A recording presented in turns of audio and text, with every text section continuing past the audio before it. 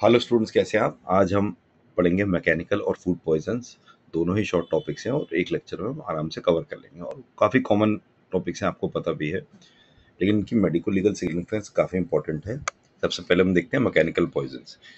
Mechanical poisons वो substances होते हैं जो केमिकल एक्शन नहीं करते बट मैकेनिकल इंजरी से डेथ या डैमेज कॉज करते हैं।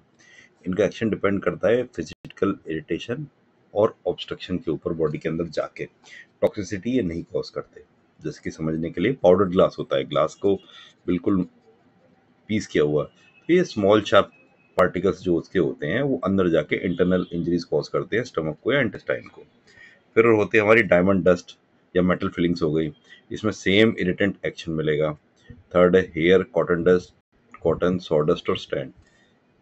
इससे एयर पैसेजेस और इंटेस्टाइन का, अब देखिए कॉटन की बॉल चली गई अगर किसी के पेट में, तो ऐसा तो है नहीं कि वो टॉक्सिसिटी को कॉज करेगी, लेकिन उससे ऑब्स्ट्रक्शन होगा, इंटेस्टाइन ब्लॉक हो सकती है घूम के, ठीक है। या कोई चीज़ एयर पैसेज में चली गई तो एयर सैंड चली गई नाक से या सोडस चली गई तो एयर पैसेज को ब्लॉक करेगी। फिर ग्राउंड बोन्स और शेल पाउडर हो गया,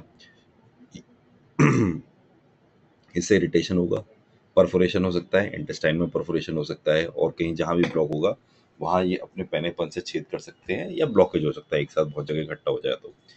मैकेनिज्म ऑफ एक्शन क्या होता है? देखिए, sharp particles cause mechanical trauma to mucous membranes which causes bleeding और पेरिटोनाइटिस। पेरिटोनाइटिस मतलब जो हमारी पेरिटोनियम लेयर होती है उसमें इन्फ्लेमेशन, डैमेज कुछ भी कर सकता है। अच्छा, जो कोर्स पार्टिकल्स होते हैं वो इंटेस्टाइनल ऑब्स्ट्रक्शन या चोकिंग करते हैं, क्योंकि हमारे अंदर सब कुछ ऑलरेडी बहुत छोटा और फाइन शेप में होता है, तो उस पर कोई भी बड़ी चीज़ आके फंस जाए तो ऑब्स्ट्रक्शन हो जाएगा। क्लिनिकल फीचर्स में क्या मिलेगा आपको? पेन, एब्डोमेन, वॉमिटिंग मिलेगा, ब्लड टेंडरनेस और ऑब्स्ट्रक्शन के साइंस मिलेंगे। कोई इनका स्पेसिफिक केमिकल टेस्ट नहीं होता, ये तो अगर पर्सन की डेथ हो गई है तो उसके पोस्टमार्टम से ही क्लियर होता है। तो पोस्टमार्टम में क्या मिलेगा एक बार देखते हैं। Multiple minute laceration in stomach या इंटेस्टाइन, छोटे छोटे से घाव, खरोच, ये सब चीज़ें मिलेंगी स्टमक या इंटेस्टाइन में। अच्छा, ये क्लियर एविडेंस मिलेगा कि अंदर हेमोरेज और पेरिटोनाइटिस हुआ है। मेडिको लीगल इंपॉर्टेंस क्या है? देखिए, होमोसाइडल तो ये होता नहीं, सब पहले होता था, लेकिन एक्सीडेंटली हो सकता है कि इंडस्ट्रियल एक्सपोजर हो गया, इन्हें डस्ट इनहेल हो गई ज़्यादा, तो ये इसकी होती है। सुसाइडल कभी भी नहीं होता। तो मेन आपको ध्यान रखना है, powder glass poisoning is mythical क्योंकि particles get smoother in stomach and do not content cut internally. अब आगे हमारे चैप्टर का सेकंड पार्ट जिसमें हम फूड पॉइजनिंग और पॉइजनस फूड देखते हैं।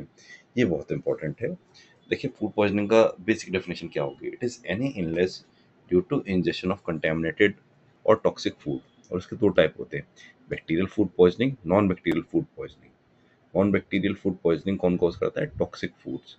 तो सबसे पहले हम बैक्टीरियल फूड पॉइजनिंग देखते हैं।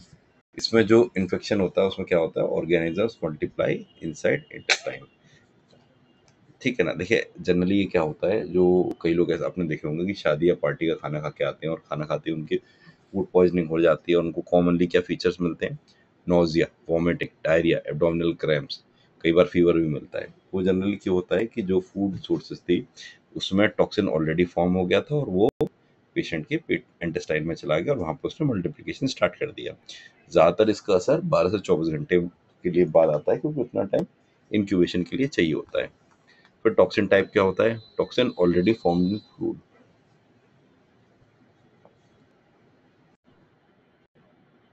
तो इसमें टॉक्सिन टाइप क्या होते हैं? टॉक्सिन जो already which are already formed in food. जैसे मैं आपको समझाता हूँ, स्टेफलोकोकस ऑरियस है, ये कहाँ पे मिलता है? Milk, custard, meat, pastries.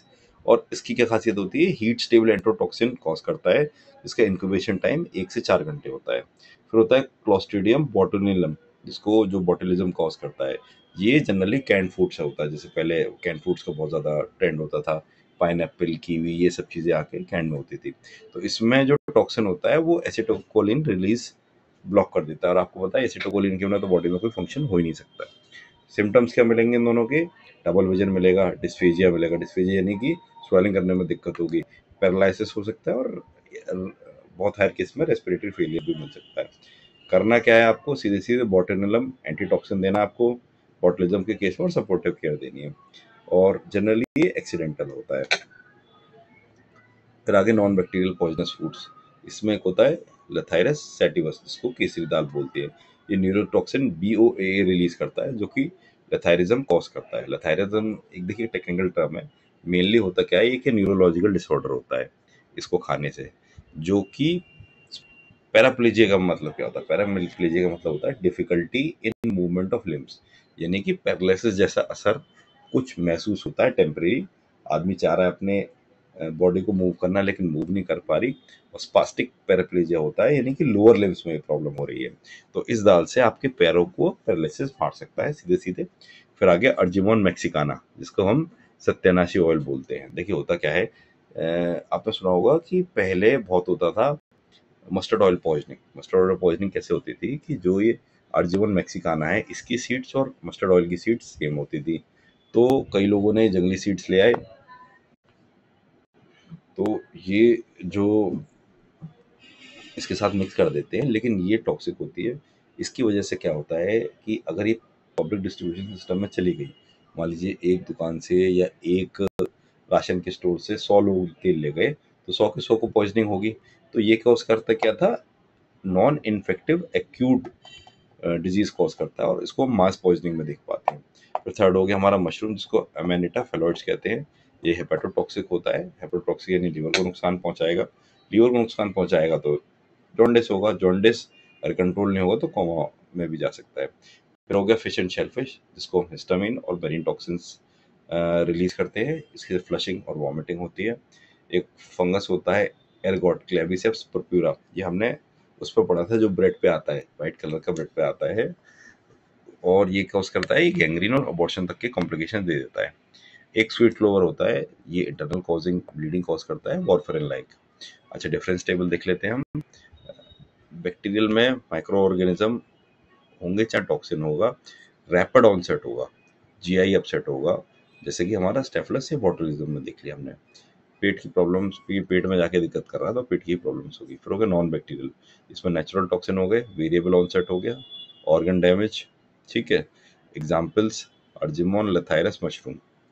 Management क्या है इसका, गैस्ट्रिक लेवल्स, IV फ्लूइड्स देने, एक्टिवेटेड चारकोल, स्पेसिफिक एंटीबॉडीज जैसे कि बोटुलिनम और एंटीटॉक्सिन कॉज कर रहा है। और आपको अगर कोई ऐसा मतलब ऐसी चीज़ मिल रही है जो कि एंडेमिक लेवल पे हो रही है, वो आपको सबको जस्टिफाई करनी है। मेडिको लीगल इंपॉर्टेंस क्या है, मोस्टली एक्सीडेंटल होता है, रियरली होमिसाइडल या सुसाइडल होता है। कोई जानबूझ के तो ये सब पॉइजनिंग करेगा नहीं, लेकिन ये फूड सेफ्टी के अंदर आता है, क्योंकि हर किसी को खाने के साथ उसका वो है। अच्छा, एग्जाम को देख लेते हैं। पाउडर क्लास क्या है, मिथिकल मैकेनिकल पॉइजन। ठीक है, आजकल तो वीडियो VRE के लोग ये काम करके दिखा देते हैं। फिर आगे बोटुलिज्म टॉक्सिन, ये बहुत ज़बरदस्त होता है, क्योंकि ये अंदर तक पहुंच जाता है। लेथाइरस हमने पता था कि स्पैस्टिक पैराप्लेजिया यानी कि लोअर लिम्ब की पैरालिसिस देता है। आर्जिमोन ऑयल हमने देख लिया, एपिडेमिक ड्रोपसी, जो कि मस्टर्ड ऑयल की मास पॉइजनिंग करता है। फिर मशरूम्स आ गए, जो कि लिवर फेलियर कॉज करते हैं। और फिश पॉइजनिंग से हिस्टामिन रिएक्शन मिलता है। तो एक बार समरी टेबल देख लेते हैं। ज़्यादातर चीज़ें कॉमन है, मैं आपको वो बता देता हूँ जो हमने नहीं पढ़ा है। देखिए, पाउडर क्लास केवल मैकेनिकल ट्रॉमा कॉज करता है, गैस्ट्रोइंटेस्टाइनल ब्लीडिंग करेगा, रेयर ही होता है। बैक्टीरियल में सबसे मेन आपको ध्यान रखना है बोटुलिज्म, ये न्यूरोटॉक्सिन कॉज करता है। वो न्यूरोटॉक्सिन पैरालिसिस तक की कॉम्प्लिकेशन दे देता है, और ये एक्सीडेंटल होता है। फिर आगे लथाइरस केसरी दाल, लेकिन न्यूरोटॉक्सिन BOA रिलीज करता है, ये पैराप्लेजिया कॉज करता है, और ये अब बैंड हो गया है ये फूड। अर्जिनोमोन, ये मस्टर्ड ऑयल में मिक्स होकर अल्कलॉइड टॉक्सिन बनाता है, जो कि एडिमा और क्रोनिक हार्ट फेलियर देता है। ये अडल्ट्रेशन के केसेस में ही होता है। फिर मशरूम्स आ गए। मशरूम में एमानिटा होता है, जो कि हेपेटोटॉक्सिक होता है, ये जॉन्डिस और एक्सीडेंटली इंडेस्ट होता है। तो हमने ये टॉपिक भी खत्म कर लिया, और हमारी दोनों ही सीरीज खत्म होने को आ रही है। मिलते हैं नेक्स्ट टॉपिक में।